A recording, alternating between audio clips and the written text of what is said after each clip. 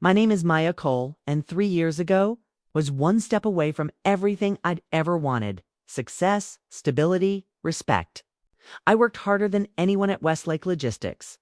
I was loyal, dependable, the kind of employee bosses dream about.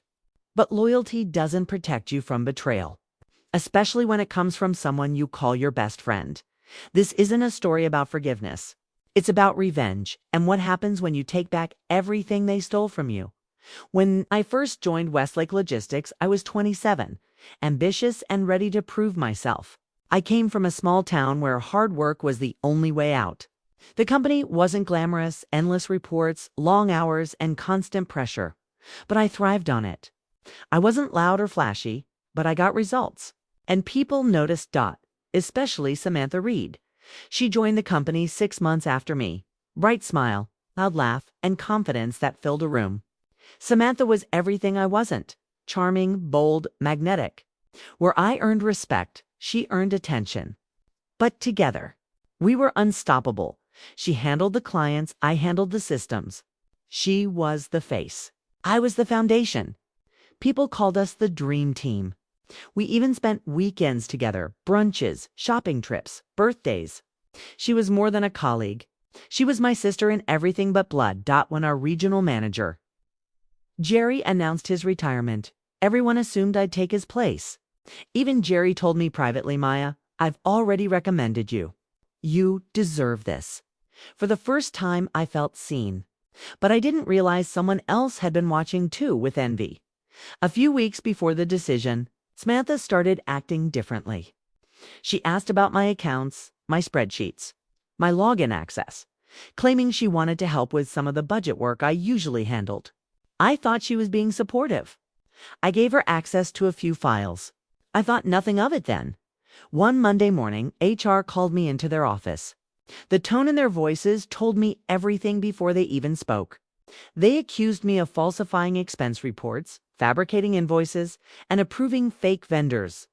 They had proof documents with my name, my signature, my department code. I tried to explain. I begged them to look closer, to see that the numbers didn't match. But they'd already decided. By noon, I was escorted out of the building with a box of my belongings and the eyes of every coworker on me. And as I stood there, waiting for the elevator, I saw her, Samantha, standing across the lobby. She didn't look at me with pity. She smiled, just a little. And in that small, cruel smile, I finally understood she'd done it a week later. I saw the company-wide email: Samantha Reed promoted to regional manager. I felt physically sick. She hadn't just betrayed me, she'd taken everything: my title, my reputation, my future. And no one even questioned it. The weeks that followed were a blur. I stopped answering calls, stopped leaving the apartment. My boyfriend left. My parents didn't know what to say. I went from being respected to being whispered about.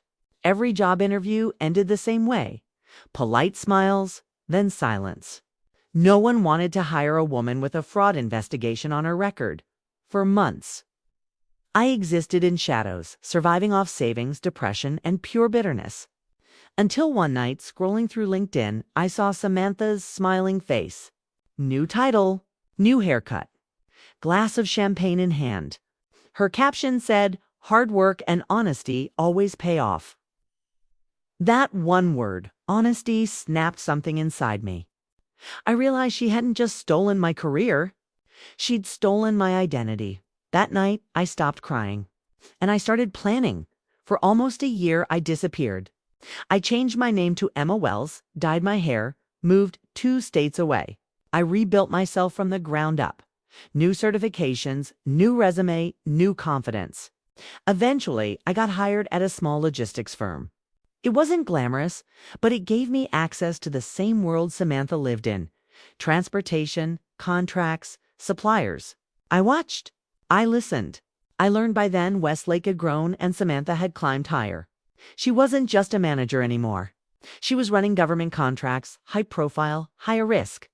One mistake could ruin her, and I was going to make sure it did.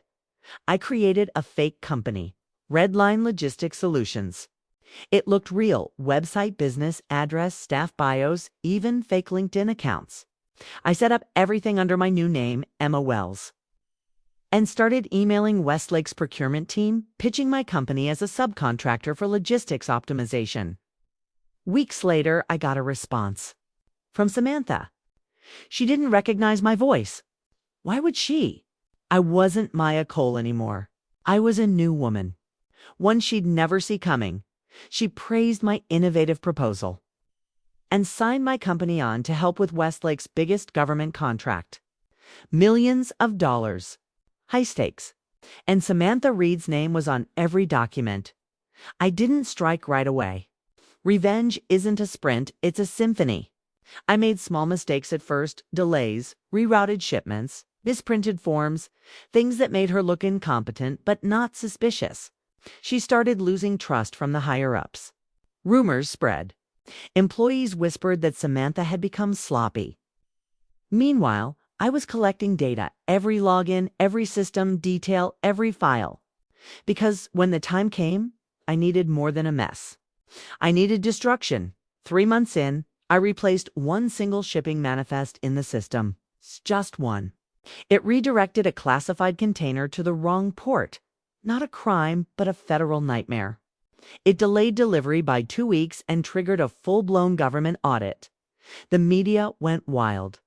Headlines screamed, "Westlake Logistics under investigation for mishandling defense contracts." Samantha's career exploded overnight. The company panicked. They suspended her pending investigation. Her face was everywhere. Not the smiling, confident woman she'd once been, but pale, defensive, and desperate. And I wasn't done yet. While Westlake scrambled to clean up the chaos, I sent an anonymous envelope to the board of directors. Inside were copies of the original audit logs from 3 years earlier. The ones that proved Samantha had forged my signature to frame me. Every fake invoice, every access record, all tied to her credentials. Within days, HR reopened my case. The same department that had humiliated me was now digging through old files, realizing the truth. 2 days later, Samantha was fired. A week later, she was being investigated for fraud. Her empire had fallen, piece by piece. One night around midnight, my phone rang from an unknown number. Something in me already knew who it was. I answered. Her voice was trembling. "Maya, I know it's you. Please, I'm begging you. You've ruined me. I can't sleep. I've lost everything." I didn't say a word for a moment. Then, calm and steady, I said, "Hard work and honesty always pay off." And I hung up. A few months later, I got a letter from Westlake's new CEO. They wanted to apologize, reinstate me, even pay compensation for the damage they caused. I declined. I didn't need their apology. I already had my closure. I started my own company, North Star Logistics, and this time I did everything right. No shortcuts, no lies. Funny thing is, half of my old coworkers eventually joined me. They said Samantha had been unbearable, manipulative, vindictive. It turned out I wasn't her first victim, just the one who fought back. One day, while cleaning my new office, I found my old notebook. The last thing I'd written in it was, "Revenge isn't about hate. It's about balance." And that's exactly what I'd achieved. Samantha disappeared completely after the investigation. Rumor was she took a plea deal to avoid jail time. Lost her house, her savings, her marriage. No job, no friends. Nothing left but the ghosts she created. Now, whenever I pass by a Westlake truck on the road, I smile.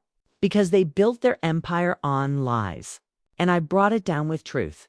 People say revenge is toxic, that it eats you alive. But the truth, it only destroys the guilty. I sleep peacefully. Not because I'm proud of what I did, but because I did what she never expected. I waited. I planned. And when the time was right, I took back everything she stole. Because in this world, loyalty isn't weakness.